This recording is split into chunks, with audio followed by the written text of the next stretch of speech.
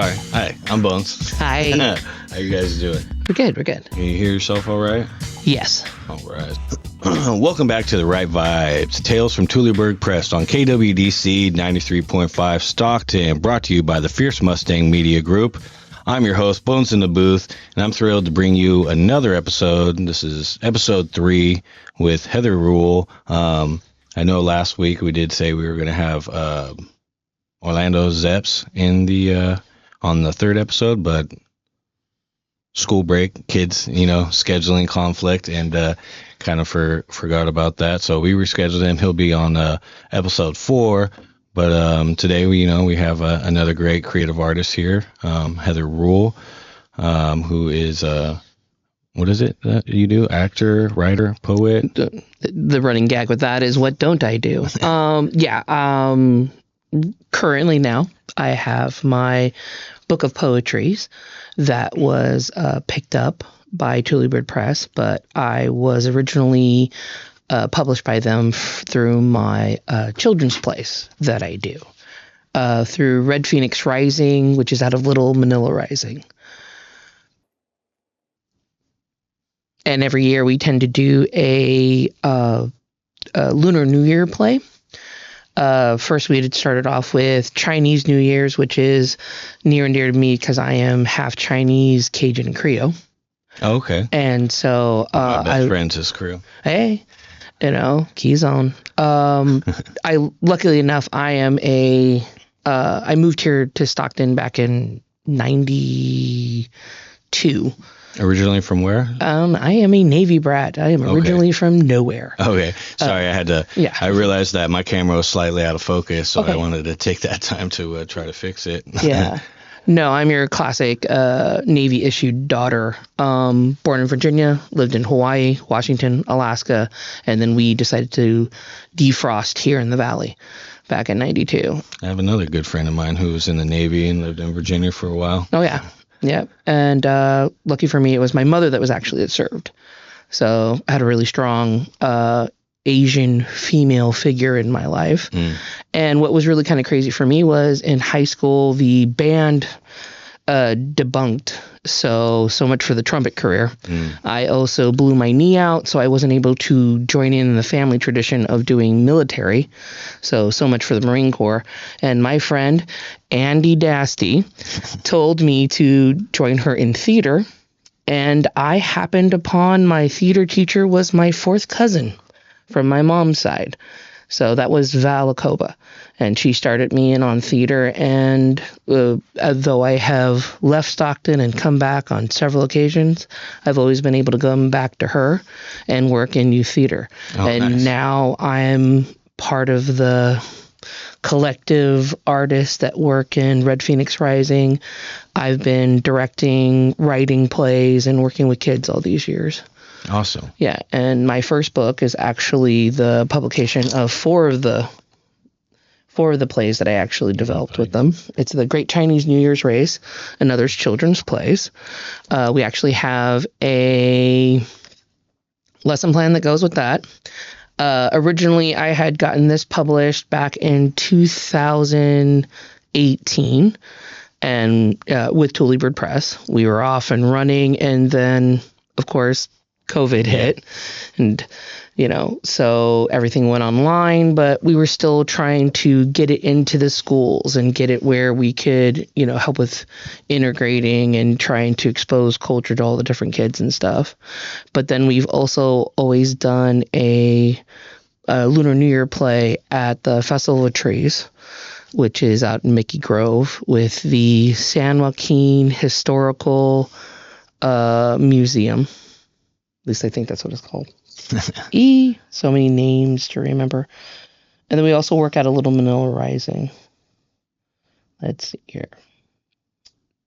Annual play with the Festival of the Trees, sponsored by the San Joaquin Historical Society and Museum. That's what it is. All right. And then, of course, we do the Chinese New Year's festival, which is the Chinese Cultural Society here. And then recently we started doing the Chinese New Year's parade out there in Marysville.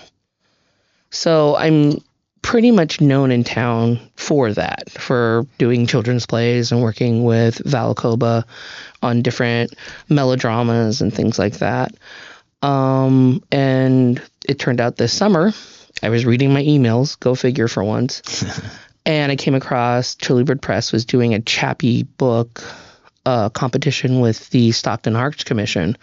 And they're like, we need 20 poems. At the time I was 43, I'm 44 now. I'm like, 20 poems? You got a lifetime of poems. Hold on, let me just grab the pile sitting next to me and cipher through it and see what I've got. And notice that there was a nautical theme and some neat little emotions that sounded familiar. And so I put together, and that's how I ended up getting the Mermaid's Emotional Affair. And I sat down. Oh, yep. Published by Tuleburg Press. Tuleburg Press again. And what it is I'm part of their inaugural group. They're planning on putting together a library, basically, of these. And sat down, drew a mermaid, and there we go. Nice. Yeah. Well, you kind of already touched on a bunch of the questions we have here, so thank you for tuning in. Yeah, it's like the joys of a big life, So you did say you were a Navy brat, and you're like from Virginia, moved all over. Yeah. And sorry, you kind of threw me off. Sorry. So like, how was it? What did you get into first? The writing? Well, I guess you'd have to get into writing before you get into poetry, right? Or into acting, or. So I had the joy of and develop for you. I had the joy of parents where the majority of the stuff that we moved with were books. Okay. Like if we had anything, we had books, and the next thing we had was just beta and VHS tapes of every kind of film you could think of. And so storytelling was really huge in my household. I still remember, I have a photographic memory. So I remember being 3 in Hawaii and always being able to just go upstairs, and we had Book of the Month. They used to have the golden sealed ones, and then there was the Sesame Street Book of the Month, and they had the Disney Book of the Month, and we had them all. Okay. And so I remember maybe not so much understanding the words sitting in front of me, because I'm dyslexic as all get out. But I did remember looking at the pictures, and I did understand as it went along what all that meant and how to understand story development and stuff like that. And now recently, since they're doing more research on dyslexia, I have one of those minds that I see things in 3D. And so like the next thing was naturally writing plays. I can sit here and tell you, like in my head, I will have a stage in front of me, and I could see everybody moving around and how to develop it and move it around and make sure the space is the way it needs to be and stuff. So that was just from the get. It's always been there. This need to write and this need to understand even music and lyrics and stuff like that, trying to understand the rhyming of words and stuff like that. That's always naturally been there. Articulated and put together. Yeah. I currently work as a special ed aide with kindergartners, and they're learning how words rhyme. And I'm just kind of sitting there laughing to myself going, wow, you actually had to learn this. This was just always there. Like all the nursery rhymes and stuff for me. Yeah. You kind of, I don't know, like as you're getting older and grow up and realize like, oh, not everyone else had it like that. Or like something like that. So have you've met Zeps, right? Orlando Molina? Or have you? Oh, well. Wait. Is that Rhymosaurus? Yes, okay. I have. I had the pleasure of him actually rhyming at my water bottle at an assembly at my school. Okay, yeah. So so like you working with kindergartners, he's a good one to connect with. And so do you have like a stage name or like a name you go as like under your writings, or just Heather? Or? So it's Heather B. Rule. Okay. The kind of thing. Depending on the environment and where I'm going in and stuff like that, just to make sure people are comfortable and understand, we like to use my mother's maiden names. So I tend to go by Heather B. Rule Kwan, because that way it's appreciation, not appropriation. And people understand that it's like, oh, she does have this background. It's okay that I'm writing these things. But then that way it's a little bit more recognized. Every now and then my aunt, Valacoba, she'll try and push me to be like, hey, people don't remember you in high school as Heather B. Rule since that's your married name. So maybe I'll go by Francois, but it's, I don't really need to go by Francois. So so it's Heather B. Rule. All right. Yeah. Heather B. Rules. Yeah. So what? You said books and literature was a big thing. So what role or how does poetry and writing play in your life? Oh, it's always there. There's a time and opportunity to look at a situation and process it through the filters that is words and poetry and lyrics and things like that.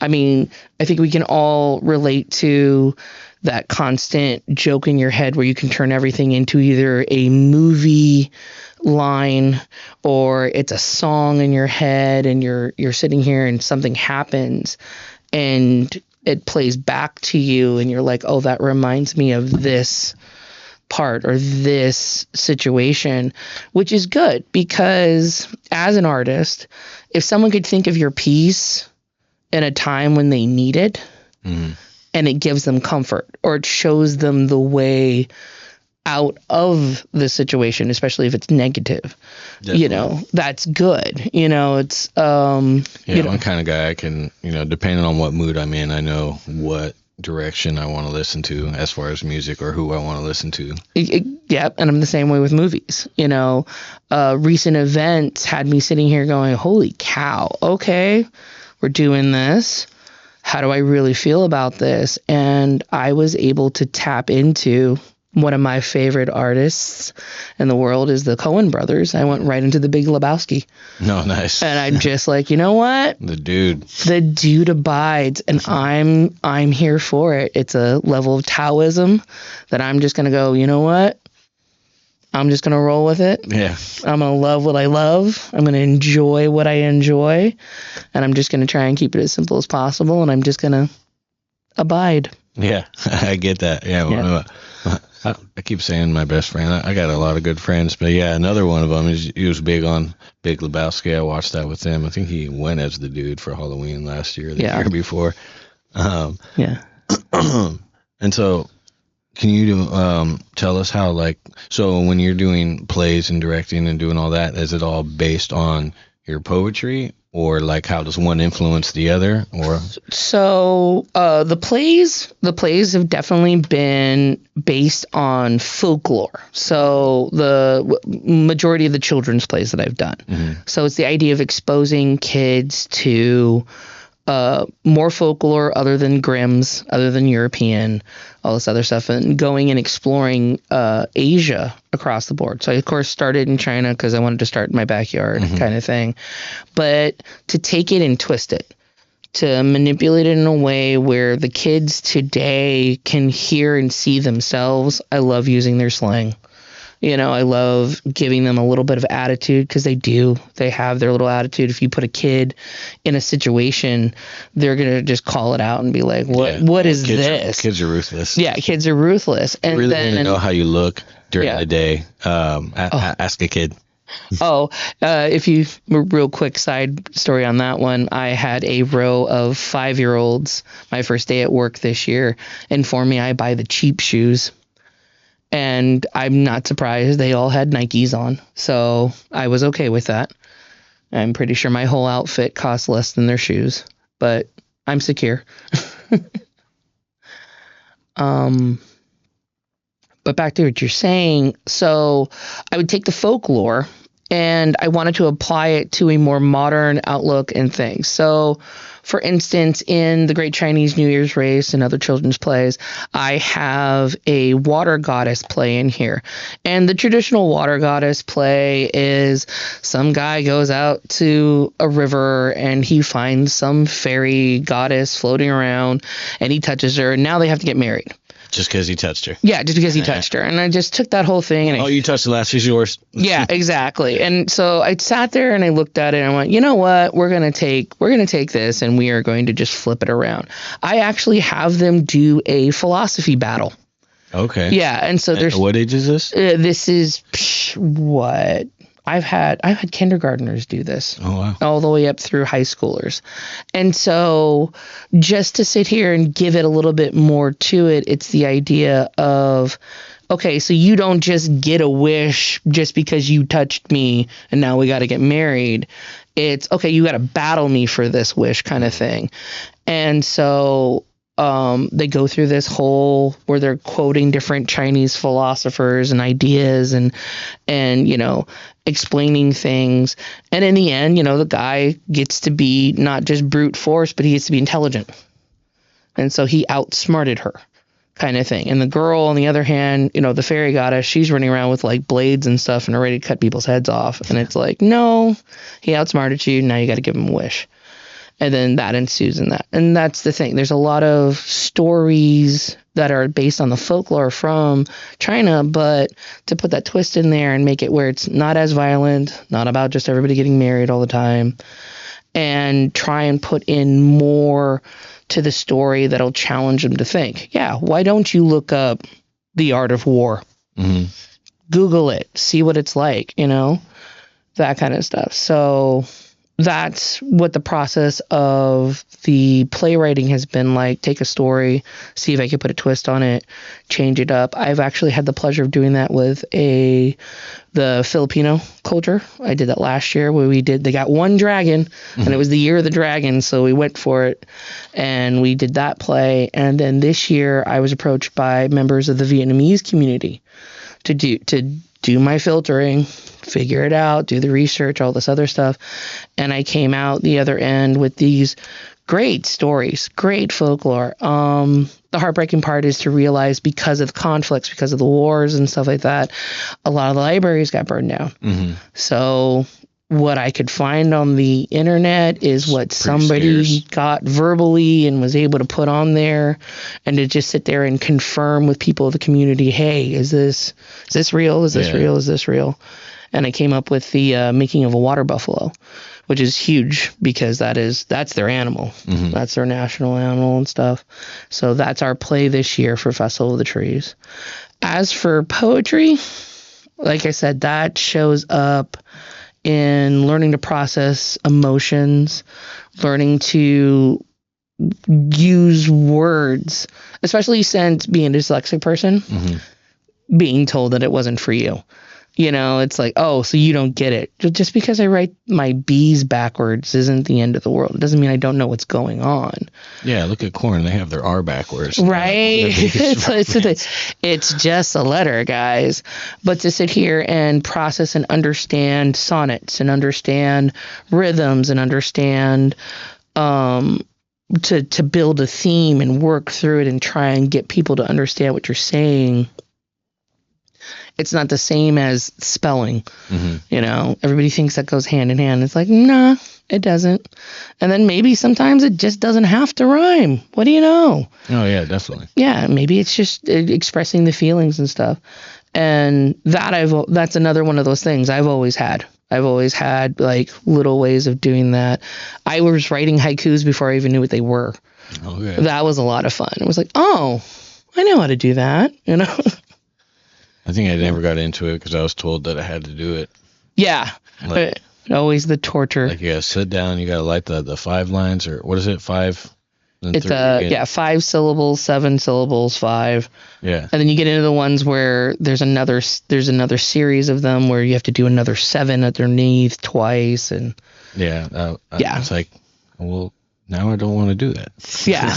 Well, I don't want to do it because you want me to. Yeah. And so a lot of the plays were inspired by folklore and whatnot. So what inspires or influences when you write your poetry? I know you said expressing emotion and whatnot. Yeah. Like what kind of themes do you explore? You tend to. It tends to be a lot of the being a Navy brat. I know how to detach. I know how to detach quickly. And it's like, oh, we're moving on. Let's keep going kind of thing.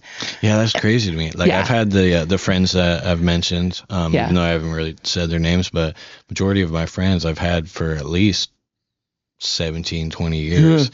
Like, since, because I'm 36 now, so most of my friends, my buddy Ricky, my buddy Brandon, Jimmy, all of them, we've been friends since we were like teenagers. My best friend Kelvin, we were in the same kindergarten class, so I've known him for about 30 years. It's like crazy when people could just pick up and move and just like, wow, so you're just not going to see your friends anymore? Yeah, and just be like, okay, we're calling it a day. I have one friend, shout out to Megan. I have one friend from kindergarten, and we went through the evolution of handwritten letters, emails from the get. Just talking on talked on every kind of phone you could imagine, hooked to the wall. The first time we got, the cordless, our own cell phones. And now we even text each other every night what we're grateful for. And, that's nice. It's coming up on 40 years for the two of us. Oh, nice. But, awesome. But the reality is other than family members, the closest friend I've had for that amount of time is 24 years with Kevin, my husband. Yeah, and so for the people listening, you kind of see me keep glancing off when I make jokes. Her husband's in the corner there. We didn't put him in the corner. That's just, I guess we kind of did. That was the only space he could fit around the cameras there. Yeah, but and so because I know how to do the detachment, I know how to say goodbye, I know how to do those things. Never learned to process it, and so learning how to process your feelings. Especially coming from military background, gonna throw it out there, coming from an Asian background, how do you express these feelings? What do you say? How do you say these things? And it's like, okay, let me try poetry. I can remember, when you were talking about earlier about how they forced you to learn to do haikus and stuff. I remember all the poetry assignments. Yeah. Like in the 8th grade and stuff. I wasn't like forced. Like I didn't go to school when they were still hitting kids with rulers and stuff, but it was the assignment, I had to be at school. Yeah. And it's like, okay, I have to write, a haiku about nature and stuff like that. Yeah. But like poetry arrived in learning about the Harlem Renaissance. It showed up learning, I'm thinking like Langston Hughes, having the pleasure of learning about Spoonerville Anthology, Shakespeare Sonnets, all those things. It was like, oh, so people were expressing their feelings this way. Maya Angelou was a major one. Yeah. And how come no one ever told William Shakespeare, like, dude, what's wrong with you? Why are you talking like that? It's normal. I feel like he's the only one. Yeah, or like he's not I think he was the only safe one. Okay, because you go back over it, you start looking around in those during that age, and you start running into all kinds of different playwrights, poets, storytellers. They just had saucier themes and maybe even bloodier themes, and you can't sell that to Disney. Yeah, that's true. That's the reality. It's like it's kind of hard to turn that around and make it light and fluffy, and especially if that's what everybody's always looking for. They're looking for something light. They're looking for something fluffy. They want the happy ending. But I'm a big fan of the gray. It's like sometimes it doesn't end that way. Sometimes it goes into these directions. And then that was the other thing that happened with poetry is you started learning. Everybody had their Edgar Allan Poe phase. Yeah. But you learned that, it doesn't have to be light and fluffy. It could actually have a dark theme. You can actually feel these dark feelings. And different torments that people go through. Yeah. And it's okay to write it down. It's okay to say these things. And that's the thing. And to observe feelings. And that's the other thing.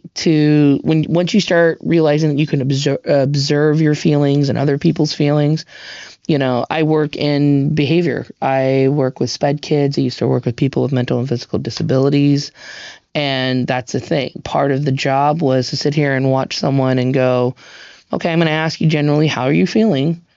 And I'm hoping you're going to be honest with me so then that way we can make sure the anxiety doesn't pop off, make sure nothing triggers you, try and get you through having a good day. But let's process it while we're at it. Mm-hmm. And what better way than through art? Whether you're drawing it, whether you're writing it down and it rhymes, whether you're writing out a short story, even just writing out what it is that just started all of this. And, you know, a lot of people want to just be like, oh, it's just me writing about my day. It's like, yeah, but it's still your feelings. Yeah.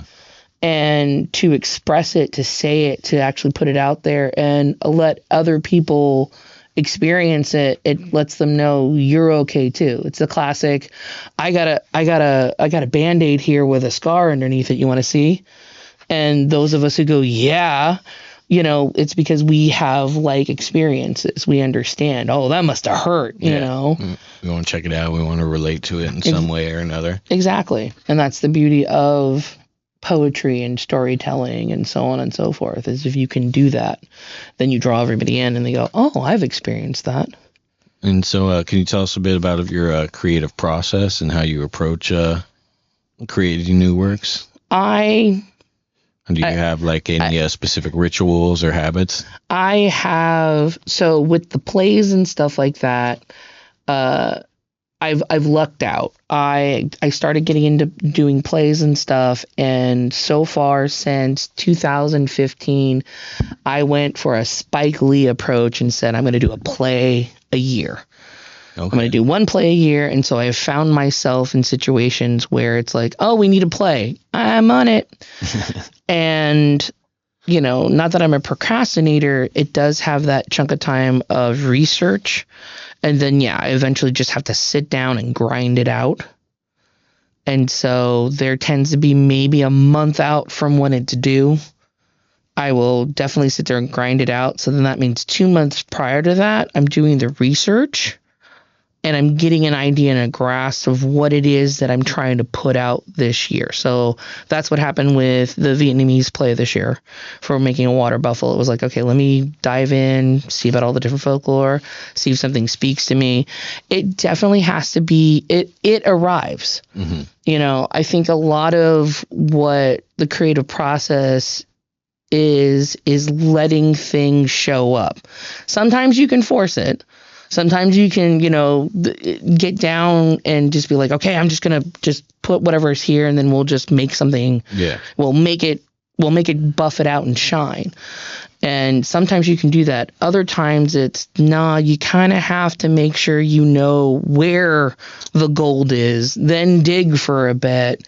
And then just keep digging until you actually find the chunk you're looking for, and then you can process it and get it out there. And then I have great people like my husband over here who edits for me, because that dyslexia never wore out.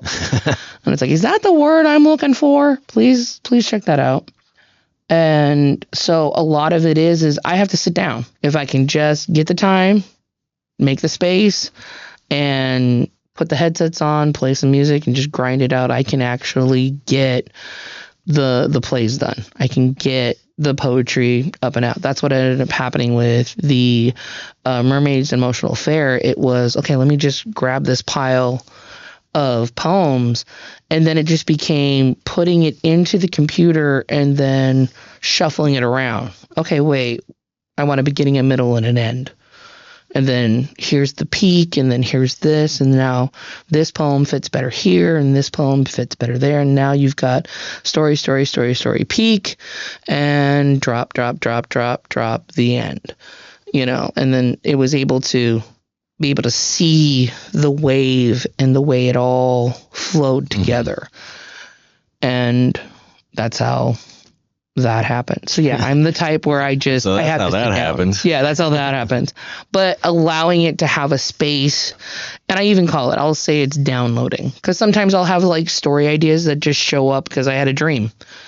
You know, I'll have like some crazy dream where I found myself trapped in a wine cellar and there was a vampire on the outside. Okay, let's try and figure out how that's a thing. Mm-hmm. You know, and then next thing I know, I'm writing this entire series that never got picked up because, you know, thank you, Twilight. And it's like, oh, that's what they mean by saturated. Okay. Yeah, and so and that kind of led into my next question, so dreams, and I was going to ask, where, like, because I guess they're not still making new, or are they still? Is there new folklore coming out, or a new lore and stuff, or is it all just older stuff? I was going to say, okay, like, how do you today still stay motivated and continue to find inspiration for these plays and poetry? Honestly, as a woman of color, there's a lot of stories that haven't been told yet. Period. I haven't even scratched the surface of the majority of what's in Asia, Southeast Asia. I haven't even blinked towards Japan. And let's be real, as an anime fan, there's tons.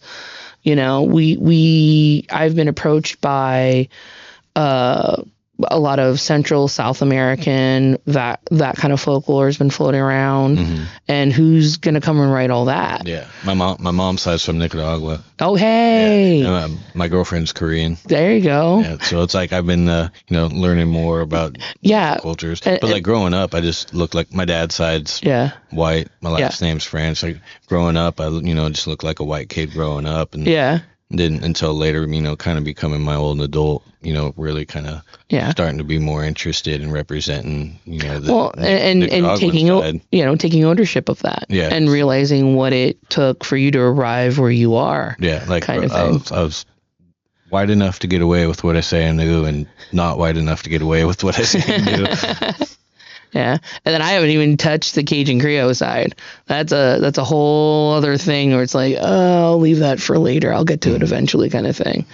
But I did get in. I do remember distinctly getting into playwriting in general because personally, tired of playing the angry neighbor or the maid. Yeah, got that role all day long, and I realized I needed to tap into my background, who I was, where I came from, and start writing parts for the kiddos that are below me, that are coming up, because I didn't have anything.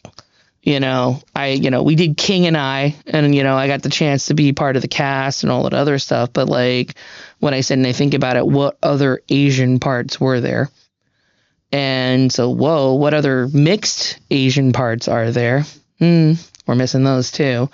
And so you sit here and you just start going, my running gag. Not even to mention what other Asian parts, what other mixed Asian parts, what other mixed Asian parts for females. Exactly.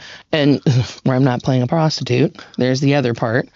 And so I realized I had to, my running gag, I had to Tyler Perry this stuff. It's like, you got to write it. Yeah. You have to make the decision to write it. You have to be the one who makes the decision that this is not how this character is going to be seen. This is not how this person is going to be seen. I'm going to write this so the kid coming up, she's not going to be seen that way. She's going to be seen this way. Nice. And that's been part of the journey that's been amazing because so as an actor, you have this idea that you get to be part of the big painting. I had a friend describe it to me that the director is the painter.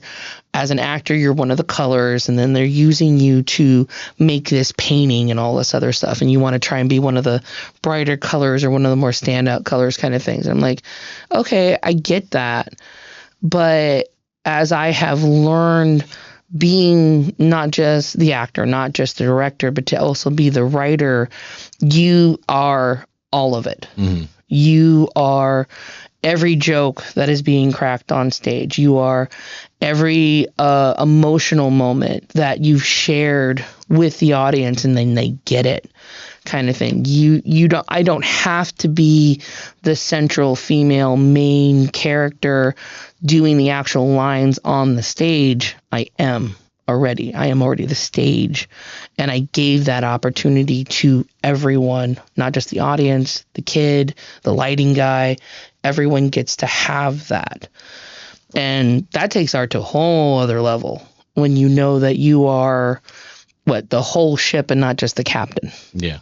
Yeah, and that's been fun. Excuse me. And to you seem like you have such a level head. You don't seem to have such a big ego. Like I wrote this. It's my way or the highway and whatnot. No, honestly, I have learned that's a running gag with our little theater group and our little theater troupe. I would rather see the person on stage that I've casted, and if they're not comfortable with the line, I look at them and go, the joys of knowing the writer. How do you want to say the line? I have done Shakespeare. I have done vagina monologues. I have done all the plays where it's like, no, you have got to say the line exactly the way that it is written, or, we get in trouble in some magical way. And it's like, okay, let me and stiffen up. It's like, that's not how people talk. Well, yeah. And let me stiffen up and, have at this line versus why not have you peek out behind the mask a little bit more if that means everyone's going to relate. Because that's the biggest thing. If no one can relate to your art, that's that. The image I have in my head is, 14-year-old Heather who had all her little poetry and her crush on Edgar Allan Poe and Shakespeare, and they're the only ones who understand me. You're just sitting at home by yourself. Yeah. In your little world, playing with your little words and just being like, oh, it's just so hard. And nobody understands. Nobody understands me. It's like, guess what? Everyone feels that way. Yeah. So why don't you go out and find everyone who feels that way and then go build something? That's the big thing about learning about community and art that I've really enjoy. It's, yes, you're talented. Yes, you can do these things. Yes, you're able to take words and stories and manipulate them, but can you do it in a way where it's going to benefit everybody? And that's the key. Yeah, can you do it in a way where people can have some takeaway from it? Yeah. And ego, there are times when I've been called out. Maybe I'm a little too humble. But it's just like, yeah, okay, cool. Yay, I've been published twice now. Woo. But it's more important to me that the kids are having fun. Yeah. This year's play with Making the Water Buffalo, as funny as it sounds, our little group of villagers, I couldn't be prouder of them. They got the comedy. They're faster, the pace, they got all their lines, we're off and running. That's what I'm proud of is, yeah, I put this together, but check out the kids. The kids are going to be amazing. Yeah. This is a great time. Come check them out. Come see, who we casted for all these parts and how the costumes are turned out, But as for poetry, this is honestly, I've done it my whole life, but to start going into reads, I'll be honest, it is challenging to me as an actor because I'm not playing a character. It's me. I'm reading my stuff. Yeah.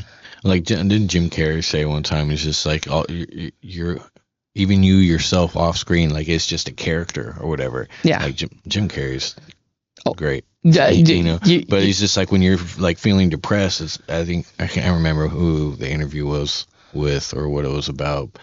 I just saw like a clip on social media, but he's saying like, when you're depressed, when you're feeling these funks or these lows, it's like you're just tired of being that character. Yeah. Or whatever. Yeah, exactly. That's what your anxiety is screaming. That's what your depression is screaming. It's like, I'm tired of being this person that doesn't really exist. I want to go be me.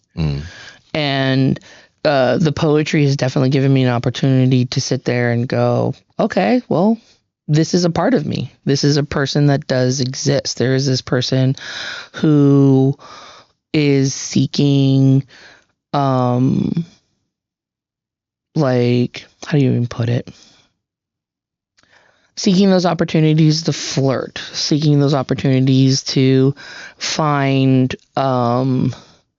what is it? The concept of an emotional affair, the idea of like you're desired, you're thought of in those ways as a woman, as someone who's attractive, as someone who could, if they wanted to. You want to be wanted. You like to be liked. Exactly. You need to feel needed. And feel those things. And you know what? It's okay. it's okay to do those things, just as long as you watch those lines. That's the big one. When you get to those lines, are you going to cross it? And what's waiting for you on the other side of that? What kind of things happen if you cross those lines? How does that change your character? Exactly.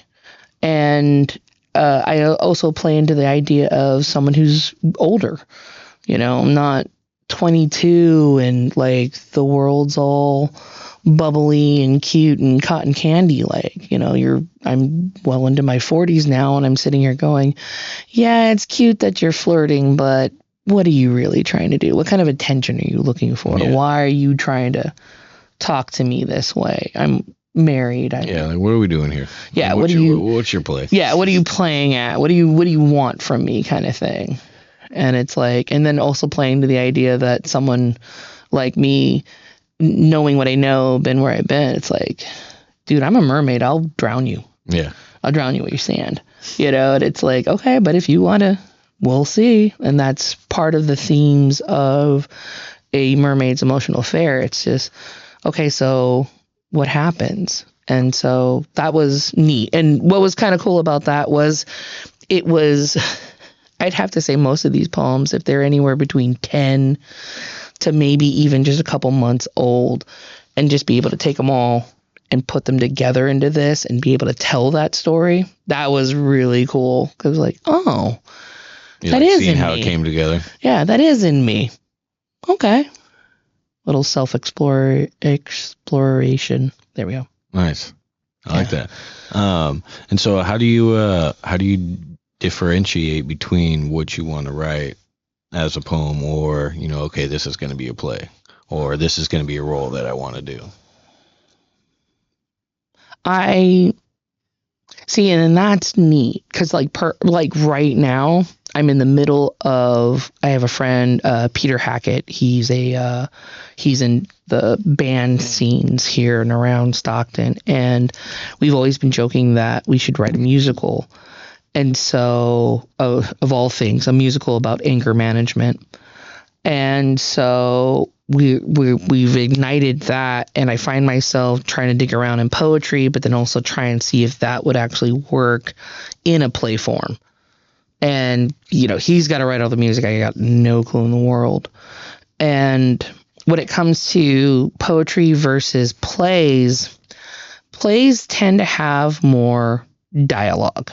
More of the longer soliloquies. It doesn't necessarily have to rhyme as much, but it definitely has a side of storytelling that's not as quick as a poem is. Okay, a poem, it's like how quickly can I tell you this story?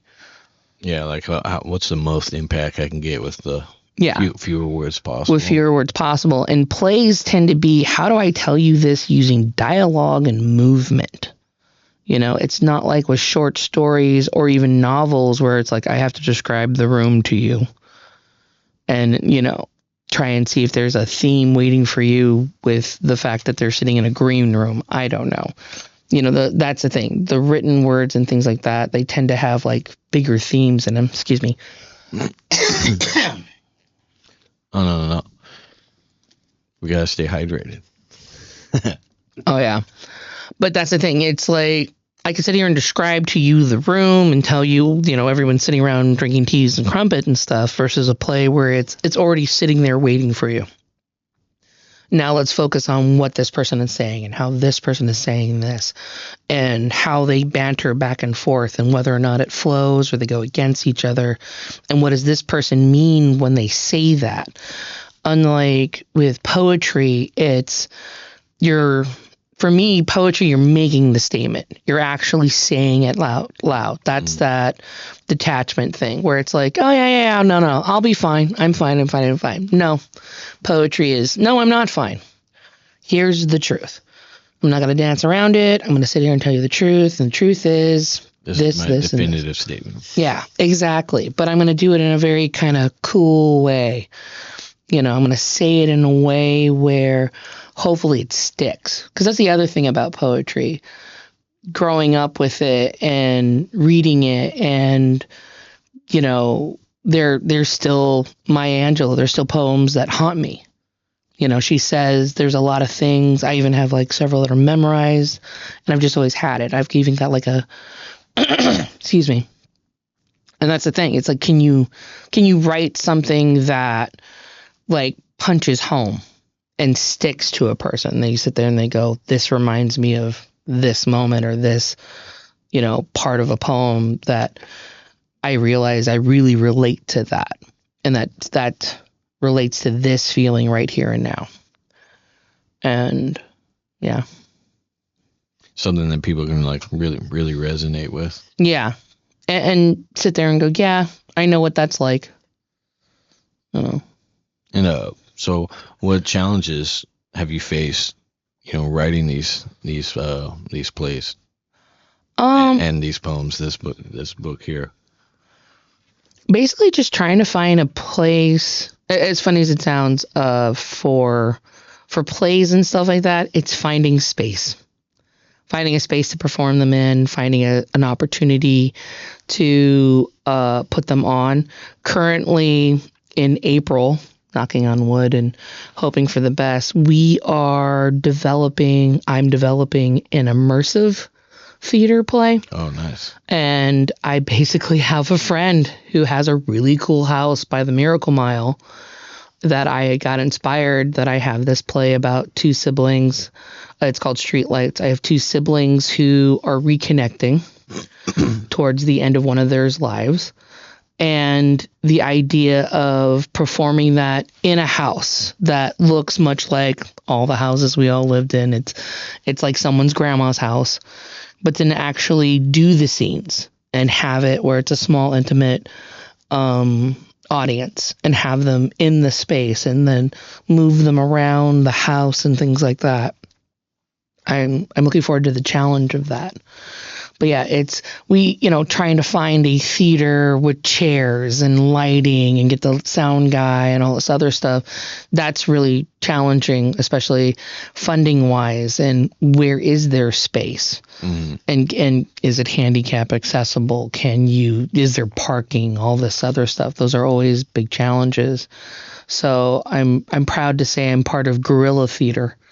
You know, thanks to Valakoba, she taught me that I didn't need all the fancy stuff like lighting and stuff. I could appreciate that when I eventually do have it, but that doesn't mean it can stop me from having a show. Yeah, definitely. And I also learned that doing rogue theater as well. You know, you haven't lived in theater yet until you're standing on a bench acting like you're jumping out of a window to your death and the coffee grinder goes off during your big dramatic scene. I've had that, and it's like, nope, I still have the audience. They're still paying attention. Everybody's weeping. I'm getting out this window. It's going to happen. Yeah. So, yeah, that's been mostly the challenge, is just finding a space to do it in. So what exactly is rogue theater? So rogue theater or fringe festivals and things like that. So Fresno has one out of the Tower District called Rogue. And this is great because I've had this conversation before.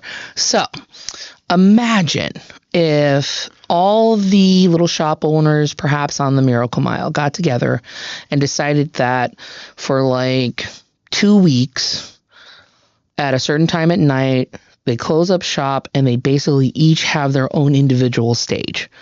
And each stage you get like a ticket from one of the main booths, and you can go and see these shows. And these shows range from choirs, bands, stand-up comedians, poets, plays, all these things. Everyone's given 45 minutes to put on a show. Oh, that's cool. Dancers, that was another big one. There's like great little dance groups that put stuff on. And there are people who go from town to town and do all these things. You know, there's one person I met, his name's Les. God help me, I don't remember his last name.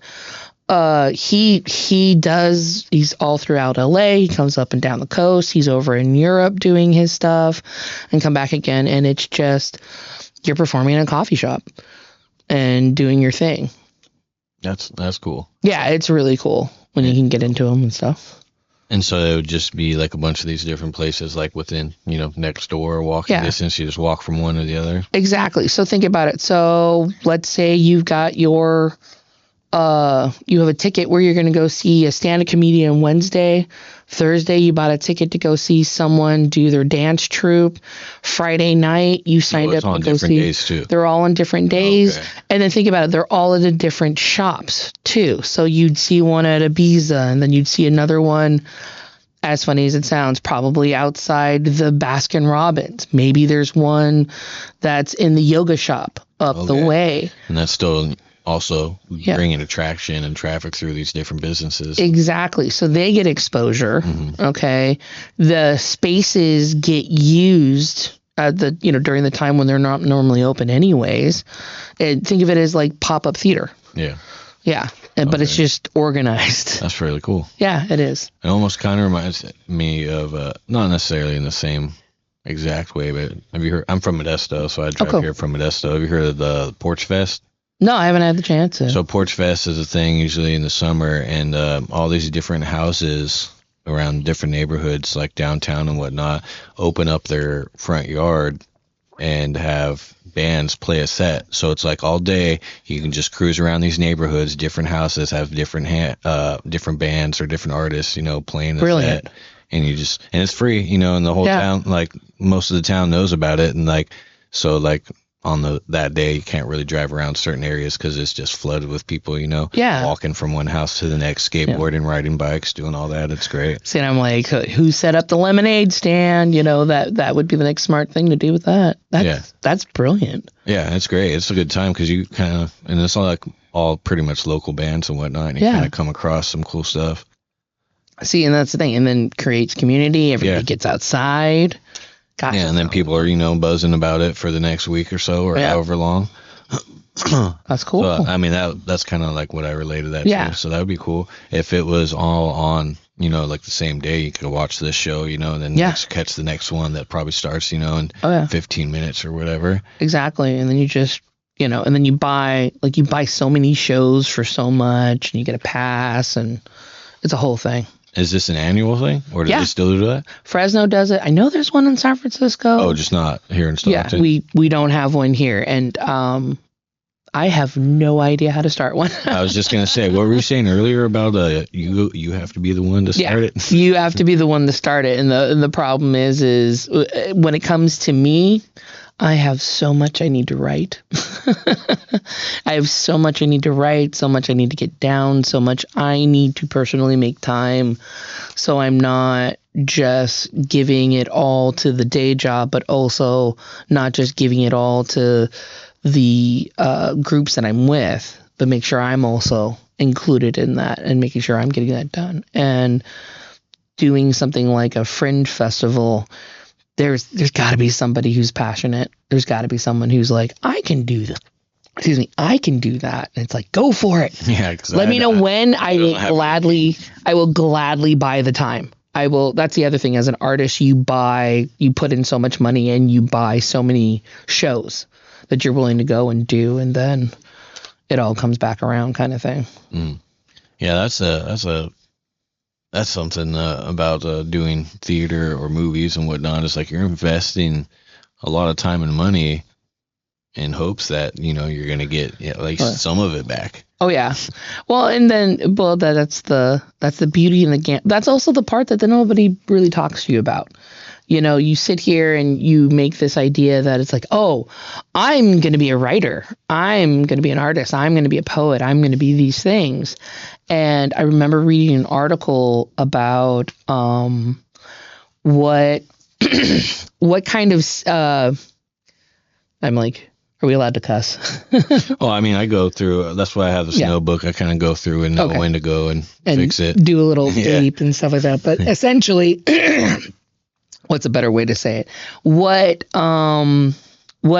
poop sandwich you're willing to chew on in order to go forward and achieve your dreams. And I read this article about it, and it basically stated, as an artist, to be one that to sustain it and keep going, you're going to have to accept that you need a day job. Mm-hmm. Now, the perfectionist needs to be sat down and told, you don't have to be good at it. Yeah. You know, it's okay to be kind of like a C, maybe a B level, whatever your day job is. And then this way you have the energy left over to turn around and achieve the things you want to go off and do. Okay. So that's where I am in my life right now, is making sure that I understand the boundaries and the difference between being good at my job, great at my job, good at my job. I don't have to be... Maintain your job security. Maintain the job. Be really good at this. I'm great at this. I'm good at this. Now to take what energy I have left to go be amazing at the art, and amazing at the writing, and amazing at those things, so I can make sure the passion stays alive and I'm doing it. That's the other thing, realizing that I didn't need to go to New York and become these things. I didn't have to go to LA. I didn't have to go to San Francisco. I didn't have to do those things. I had it all here. Okay. I have a theater group.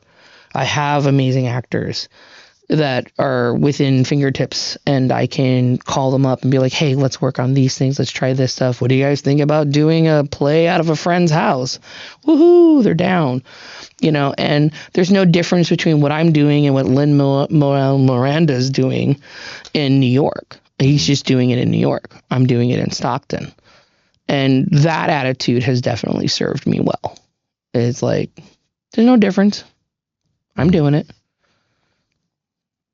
You're doing it. And so, can you tell me, I just realized that I'm having issues with this camera. Oops. I forgot to change my SD card, so that one stopped, but I still got these two. I'm going to switch that out real quick. But can you tell me how it would work doing the play in the house? So would you have them like sitting on the couch and they do a scene in that room, and then everybody gets up and moves to the next? Can you kind of walk us through that? Okay.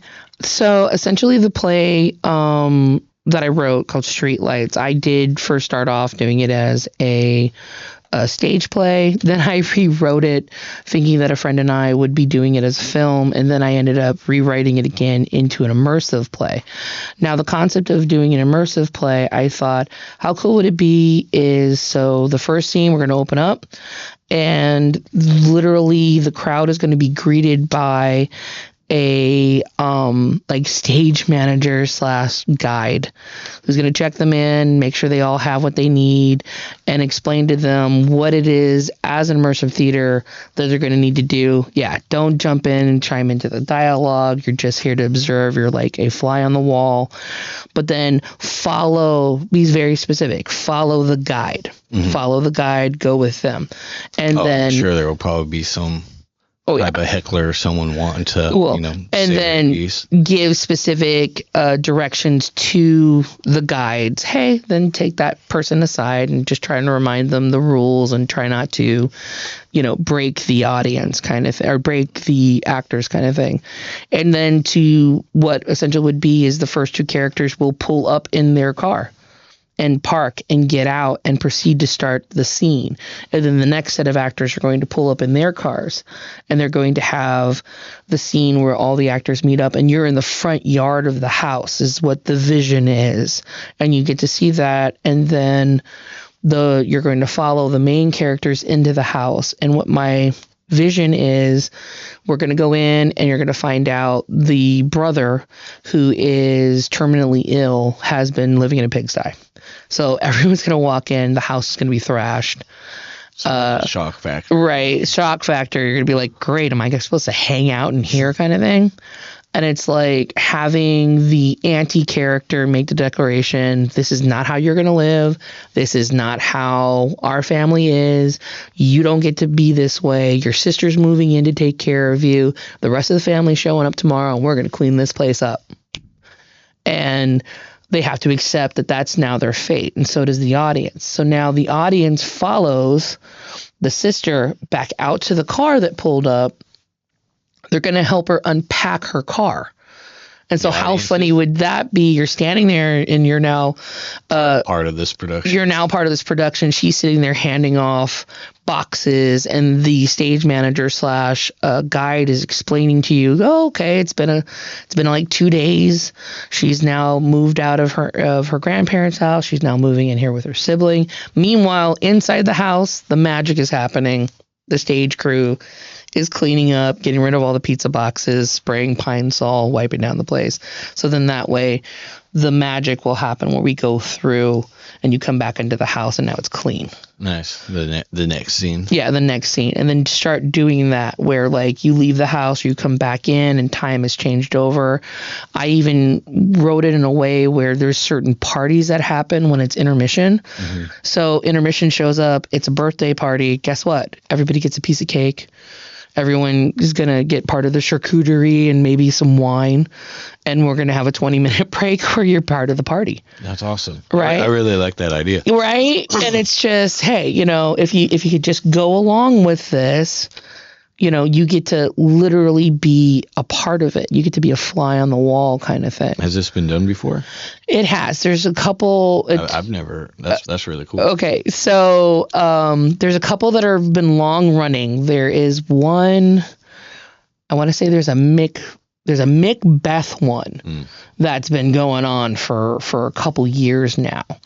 And you're just going from room to room, and they've all got like these Camilla dell'Arte masks as a guest, and you're witnessing all the different scenes in the different rooms of Macbeth. And then the recent one was, I think there's one in New York where it's a nightclub based in the 1920s.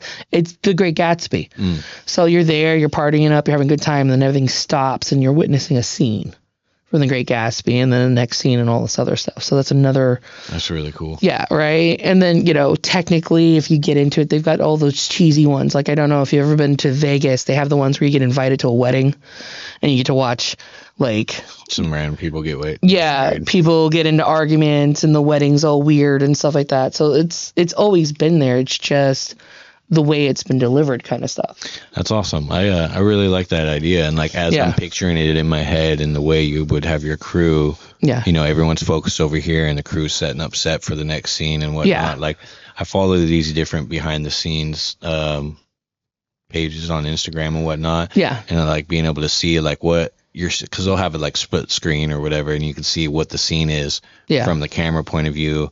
And then, like, when people are walking, like, you could see the behind the scenes of, it was like a music video or something that I saw, and I thought it was really cool. And it was like point of view following the guy walking around his room. Yeah. But like, as he's walking around the room, behind the scenes, you had the guys moving everything and rearranging everything. So it's like time had been passing, but he's, only been in that room, a minute and a half.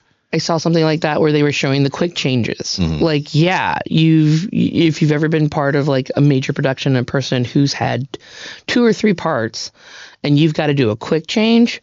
Yeah, I am definitely one of the people who are like, there's this quick change. I got their shoes. I have no problem. I'm like under a skirt, switching out boots to slippers or whatever. But you have to maintain the magic. Yeah. Okay. And that's the big thing with all this. How do you maintain the magic of all this? I just realized if you want to see a really good example of emergent theater, go check out. It's one of the episodes of Girls. I know it's a HBO show. It's like I'm not familiar. It's like the millennial Sex and the City. Okay. Called Girls. Look it up. And Adam, those of us who know him as Kylo Ren, he's running around as an actor. He gets to be part of this show, and they take over these apartments. And he's a good actor. He's great. Yeah. He takes over they take over these apartments, and they're all looking around at this quad in the middle, and it's supposed to be this woman is being raped and assaulted, and eventually is killed. And it's the idea of, it's that Kitty, what's her face? And it was the idea that everyone heard it. All the apartments heard it. They all witnessed something, but nobody called 911. So the little plays in each apartment that you're witnessing is, what were these people doing? Oh, okay. What were what was the interaction? What were they dealing with in each one? And it's hilarious because, like, I like movies that do that kind of follow, you're following one character's, Yeah. storyline for a while. Yeah. And then there's like a intersection of another character, and then it breaks off, and Oh my see gosh. what's going on with them or something. Like 11-14 or something. Yeah, my brain went right into like Birdman and like the one takes, and the next thing you know, you're off chasing somebody else kind of stuff. I was also thinking, oh, never mind. I can't even remember the film. Yeah. So can you you've talked a lot about this. I don't know if it's necessarily from them. I was going to ask you if you wanted to share a poem or excerpt from either one, something that you're particularly proud of, and explain its significance to you. Okay. I'm like, you know what? It never hurts to just go for the first one you put in there. Whichever one, resonates with you the most, or, means a lot to you. You know what? Here, this one does a really good one. Speak to me like you did before. Peer down at me softly. Make your voice gentle, like your tone could hurt. Bend to my level. Talk to me like I'm small, like I'm soft or delicate, like I could fall apart. Kneel down to my level and ask for a kiss. Look at me that way again, like you're asking me if I could come out to play. Tell me the day is young and so are we. Let's go run in the morning dew. What adventures await us? How much fun is beyond the day-to-day? Let's get off the porch and chase the sun. Hold my hand. Let me sing along with the song that is in your head. Let me be more than who we ended up being. Let's be those kids who played outside. There's that one. I like it. Yeah. Were you thinking of another? Oh no. Oh. I was gonna explain that one and go for it. the different layers and stuff. The idea and the concept of this was what it's like to relate to what it's like to relate to others that you find attractive. That what is it about this person that you do find attractive? And going as far as you just want to be that kid again. You just want to be that kid that's discovering someone new, discovering. Oh, it's exciting. Yeah, it's exciting to find yourself, your pure self. You're just waiting for someone to come along and go play a new game. Yeah. And teach you something. Pure joy. Yeah, pure joy. Learn a new song. Oh yeah, there's some songs I wish I could rediscover for the first time again. Right. And to also learn it from someone else. What was somebody else's take on it or their angle and stuff. And then also that idea of being looked at as soft, as gentle, as you could be delicate or that you could be small. We all could long for that because we've all had to be strong. Yeah. We've all had to be so strong for so long. And when you can not be that way around somebody else. Just be vulnerable. Oh my gosh, it's the greatest feeling, And some people it comes naturally, and some people you have to earn it from them. And sometimes you have to ask for it too. And it's not just necessarily a love interest. You find that in friendship. Yeah. Can I trust that you're going to get my jokes? Can I trust that you're going to not just see me as this warrior, but also know that, I like a good joke. I'm a big fan of Bob Burgers. Oh yeah. That kind of thing. It's like I got that side to me, and I'm not just gung ho all the time. Do you want to play? Do you want to do board games? Are you this person? So yeah. What's that one? So in what ways do you think art contributes to societal well-being? How do you see the role of art in building and sustaining a thriving community? It is, I know for me in my life, it is what opens up a community for the kids that are coming up. I was the kid that was seeking the space to express myself, whether it was through playing the trumpet on my band, having a time and a place where I belonged, eventually getting into theater, where once again was a time and a place where I could belong and I could use all my different talents, whether it was singing, dancing, art, for set designs, costuming, helping out with sound, just being the type that could hold up a spotlight and move it around, having a space. But now I'm getting there into an age where I'm the adult providing that space. I'm the adult sitting there looking at them going, cool, you need to know that you are naturally good at directing. You're naturally good at storytelling. You are naturally good at this poetry, being loud. Standing here and talking in front of a crowd is a talent and is also something that is, as much as you can be taught it, if you're not naturally at it, we can all tell. So to call kids out and tell them, no, there's a space, there's a time, there is something for you, and now being an elder, moving through the community and not just being the kid, but also being an elder that provides the space, that has been that's where I've arrived at. And then I'm looking forward to being in the same place as I have seen my aunt and others, where it will be now left to them. Mm-hmm. I need them to come back. Someone's got to come back and inherit this, so that way it keeps going. Yeah. And I think that's the other big thing about when we're talking about community and ego. That's why it sits off to the side. The ego doesn't serve much of a purpose. It's not going to serve you a bit of good if you don't know how to take it and make sure you're honoring your elders, but then you're also making sure the next kids know that there is a time and a space and a place for them, and their time's coming, mm-hmm. where they get to take over and go, now I have a space for you. And it keeps going. And I've had the pleasure of being that kid, where it's like, oh, you inherited this from somebody else. I'm going to inherit it from you eventually, and then I'm going to pass it on. And if we can do that in our community with anything and everything, and especially art. Art, knowledge, information. Exactly. And that's the key. I feel like you said sorry.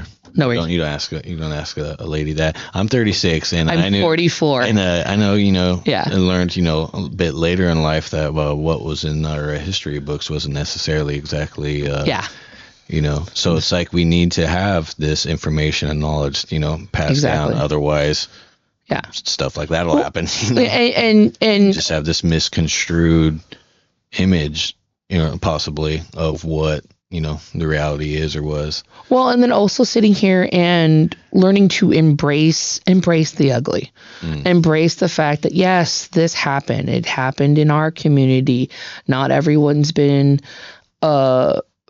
allowed to take center stage up front, but then let's make the space now. Then let's just switch it up now. Yeah, why not? Let's make it different now. Excuse me. Oh, you're fine.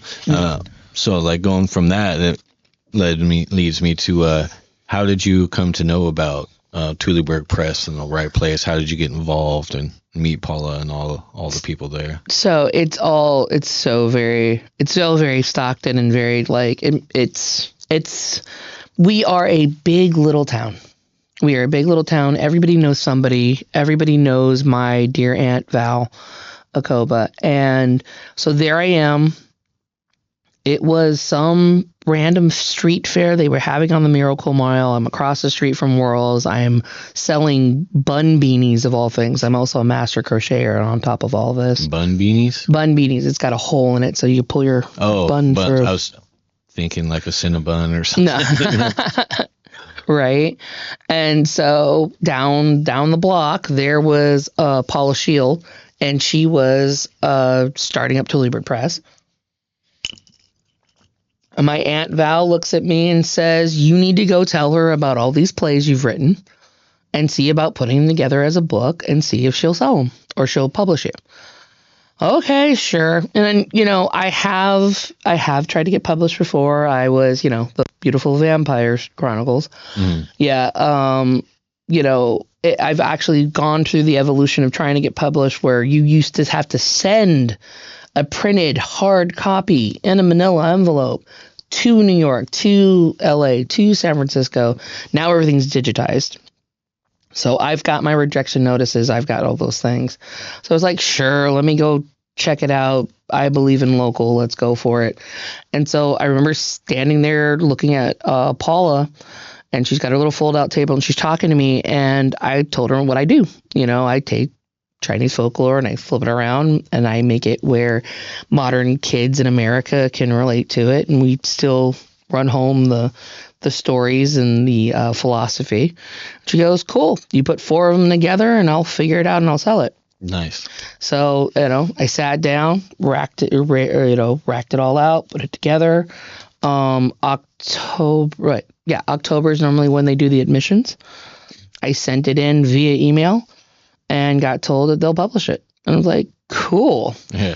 That's it? That was that easy? Well, it was that easy, but then there was always that weird moment where it's like, so what was that like? And it's just, I'll be honest, it was very euphoric because it was like, okay, cool, because you've been doing it. I've already put on these plays. I've already directed kids into doing them. One of them that's in here is The Dragon's Gift. Honestly, I wrote that play in the early 2000s and was doing it in after-school programs. So it was like, oh, so this is going to go to print. And once again, this is where the detachment is a bad thing. Like, okay, it's just floating around the universe. Man, when then we went to, excuse me, when we went to press and they were having us looking over One More Good Time, and they gave me like the little flat hard copy of it. I'm trying to remember what the name of the press was. Tokay Press. So I'm sitting outside Tokay Press. They handed me the little fake. It was all clipped together in a binder, and I had my friend Alexis do all the artwork and everything, and she's a local artist as the House of Doodle. I sat in my car, held it, looked at it, and bawled. Because it was like, holy cow, it's something physical.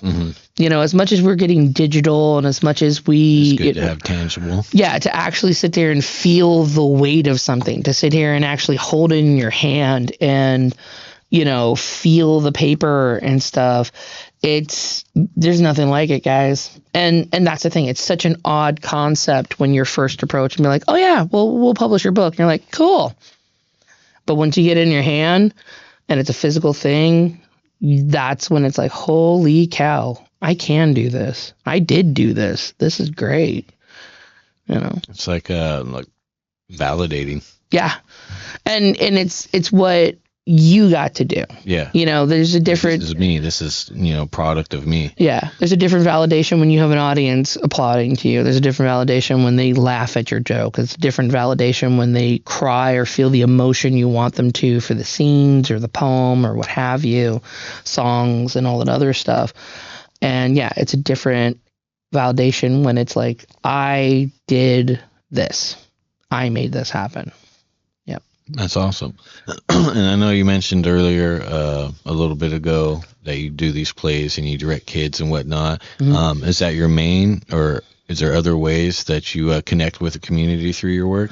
We also do, so right now there's also not just the kids are doing a performance at Festival of the Trees. We're actually going to have the adults of Red Phoenix Rising are stepping in. We're going to do a read on I don't know when this is getting published, so it's like, but we're also going to do a read, a little holiday melodrama they're going to read too. So I also work with adults through Red Phoenix Rising. Okay. On that end. I've, little bits here and there getting invited by different groups to come in, read and sell books. Like for instance, brand new, fresh, her name is Laura Moore. She used to be an English teacher at Bear Creek, so she just started. I want to double check. I want to say it is Stockton.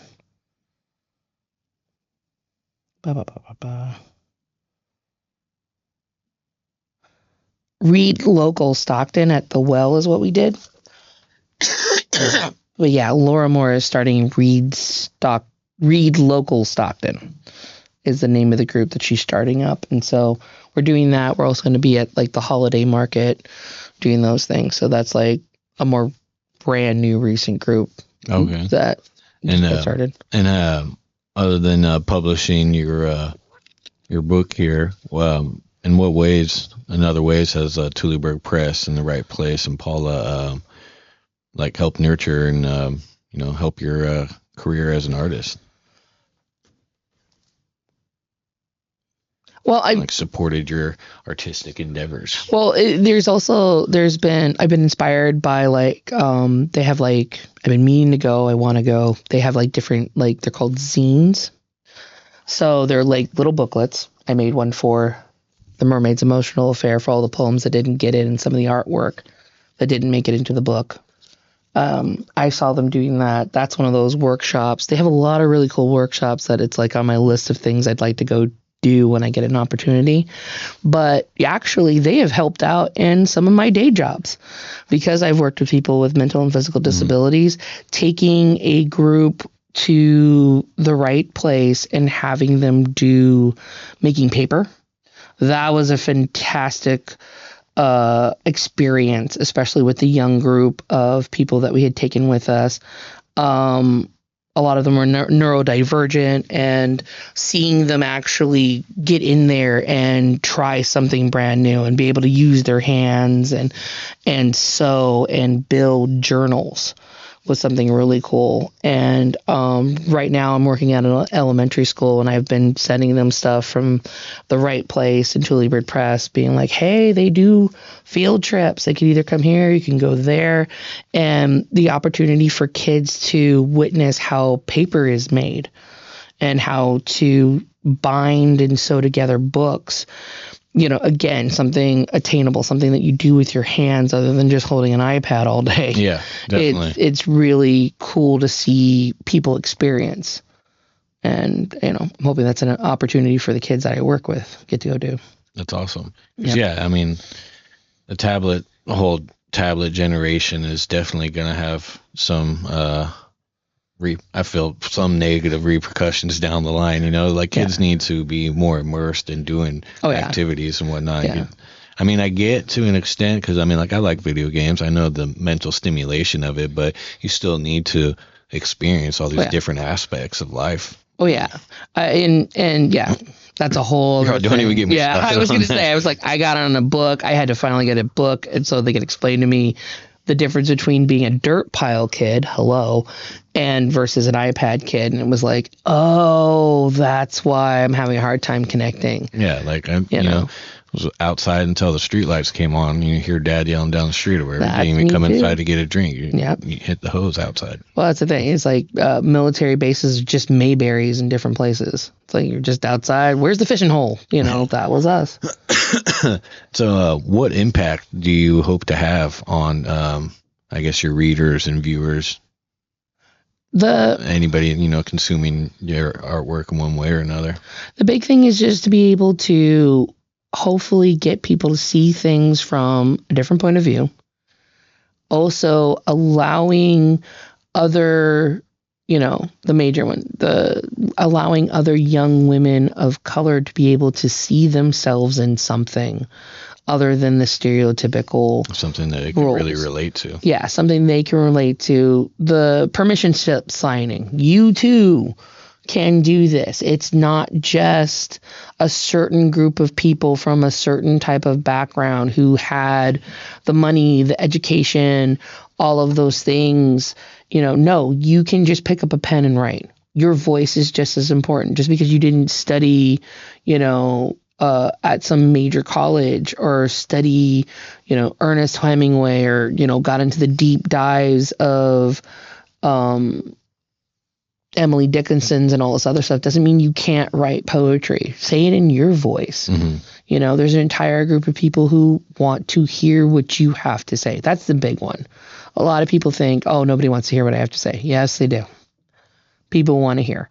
And just because it's not yet to those levels that you see on TV, TikTok, Instagram, all this other stuff, doesn't mean it won't someday, and it also doesn't mean that it's not significant in the time and the space that you're in. It's going to matter. Someone's going to get something from it. Yeah, like, I mean, we're all born without consent. I mean, I like that term because it's like really like, wow, if you really think about it, it's like, wow, yeah. Like, you know, we're all, if you have a pulse, you know, you matter. You have a voice and a perspective and a thought process that matters. Like, I mean, I guess, you know, whether you believe or not, you have a God-given right. You know, you have your own, you know, opinion. You're just as important as the fuzzy little bunny rabbit that was made here and all the stardust. You're just as important. So say something. Yeah. Do something. Create something and share it, for crying out loud. Well, I mean, my next one was probably, again, touched on already. But what advice would you give to aspiring poets or, you know, screenwrites or anybody that's looking to get their work published and have an impact on the community? Do it where you're at. That's the big thing. We get too wrapped up in the idea of, oh, it's just Stockton, or I'm just here stuck in this valley, and I just have I need this to move to LA to make it. Yeah, if I really, really want it to matter or for it to be anything big, I'm supposed to be in X, Y, and Z. And the reality is, no, it's here. It exists. And why not get your teeth cut here? Why not do it here and see how you can manipulate it or how you can work it, and then get all the bugs out and get all the little weird like things you need to correct or the things that you need to edit and get it up and out of the way and finally get your rhythm. And so if you could have those opportunities and they arrive, then you've got a pile. That's the other thing. You want a pile of stuff that you can present to someone. It's cool that you'd be like, oh, I wrote this one really great poem in the 9th grade. Cool. What you doing since then? You know, it's important for you to keep homing in on your craft and playing with it, but also try and do it where you're at. Mm-hmm. You know, everybody thinks that, oh, I have to go where I have to be discovered. You can get discovered here. Oh, yeah, especially with the way technology and social media is now. Exactly. And it doesn't have to be, you know. Like you said, you used to have to mail in, you know, wait for them to read it. Yeah. You know, wait for the week or whatever to get there. Yeah. If you didn't overnight it, wait for them to read it, wait for it to come back. Yeah. And now everything's like instantaneous. It's instantaneous, and guess what? It doesn't cost you postage, for crying out loud, anymore. Because that was the other thing. You had to find funding to try and make sure you had enough money to do all that mailing. And now you don't have to do that. It's all done electronically through your things. The other thing is, great advice to give everybody, while you're waiting, create. Yeah. Because in that way you're ready for the next thing. Because guess what? They're going to sit there and they're going to go, cool, you got one book. Do you have another one in you? Do you have another one after that? Can you do a different genre? Can you change it up and stuff? You're not going to get signed for one record, one book, one song or whatever. They're going to want more from you. And honestly, you don't want to. You know, nobody wants to be one hit wonder. You kind of want to, like, it'd be cool to maintain. And then the other thing is, you're always on time. That's the other advice I have for everybody. That's what I tell people. We sit here and we go, oh my gosh, I didn't get it done until blah, blah, blah, blah, blah. It doesn't matter, guys. You know, if what I'm coming into my 40s is I'm finally doing poetry reads and I'm finally going to go be part of all that in our community, cool. Honestly, I wouldn't have wanted to do it when I was 17 anyways. I didn't have anything to say. I like to think that and I like to tell people, because I'm bad with time. I'm usually running late and stuff, but I like to have the mindset and tell people I'm always where I need to be when I need to be there. Exactly. And why add on the added stress of, oh my gosh, I should have started this 10 years ago. 20 minutes ago. Well, no, I'm just kidding. Yeah, right. And it's like, well. But yeah, definitely, because, I mean, it's a whole nother podcast, but like I had a long history with education and not finishing high school, and then GED years later, and then finally getting back into Stockton years later into Delta here in Stockton years later after that. But had I been trying to do this at the time that I was trying to, at like 17, I didn't have the appreciation, And you still were trying to figure out who the heck you were. Yeah, definitely. And is this really the path that you're willing to dig in and get done? Yeah. There's too much pressure to know exactly who and what you are before the age of 25. And it's like, meh. Yeah. So, I mean, timing, what'd you say? You're always on time? Yeah. You're always on time. Don't sit here and stress about whether or not it's like, oh, I should have gotten this done 10 years ago. You probably were busy. Yeah.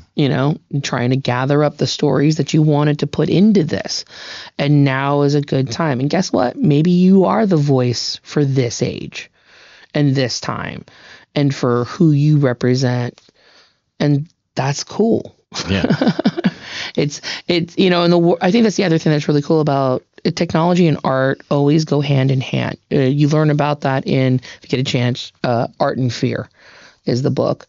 You learn that as technology changes, so does art, and they go hand in hand. And what's cool about that, especially as a woman of color of a certain age, we're no longer invisible. Mm-hmm. I didn't fall off the planet. I'm still very much here. I'm still very much a person who's got something to say, and I do have a place in this world. I just need more people to realize that. Yeah. Yeah. And it's my job to open my mouth, write the poems, write the plays, cast the people, and make sure that it is written and put out there. And so on that note, do you have anything upcoming? You mentioned the immersive play. Yeah, that's hopefully down in, that'll be Streetlights. Look out for that, guys. I'll try and get that up and running probably in April.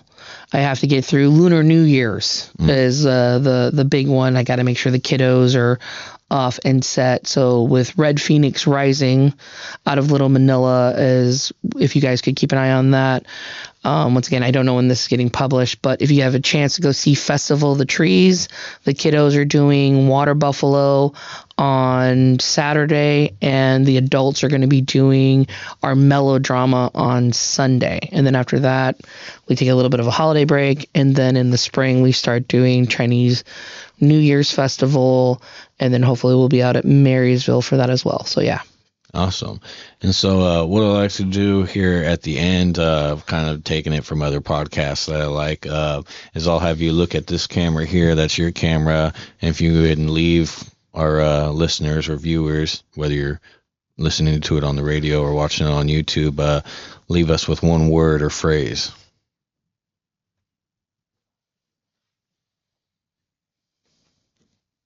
And no, you can think on that.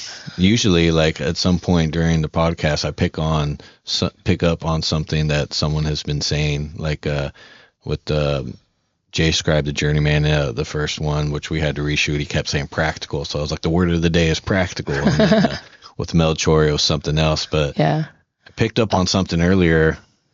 Oh, yeah. So the phrase of the day for me would be our running gag. Our running gag. Yeah. For me, it's just the first thing that popped in my head is dare greatly. Yeah. Dare greatly? Dare greatly, guys. That's what, just jump in, feet first, dare greatly. You fly, you fall, you fall. Either way. But dare greatly. I like that. Dare greatly, everybody. Yeah. Thank you for tuning in to Tuleburg, or I almost said it backwards. Thank you for tuning in to the Right Vibes Tales from Tuleburg Press. This was an episode with Heather Rule on K.W.D.C 93.5 Stockton. I hope today's episode brought you a fresh perspective and a dose of inspiration. Keep supporting local artists and be sure to join us again next time for more artistic journeys and stories from different Tuleburg Press creatives. And I believe we have it in the calendar. It should be happening this time. Orlando Zeps Molina on the next episode. We'll be talking about Ramosaurus. And this has been brought to you by the Fierce Mustang Media Group. I am Bones out the booth. Awesome. Did you need me to look at the camera and say dare greatly? Because I didn't do it. So I was like, can I buy one of these from you? Absolutely. No, please. It was an extra.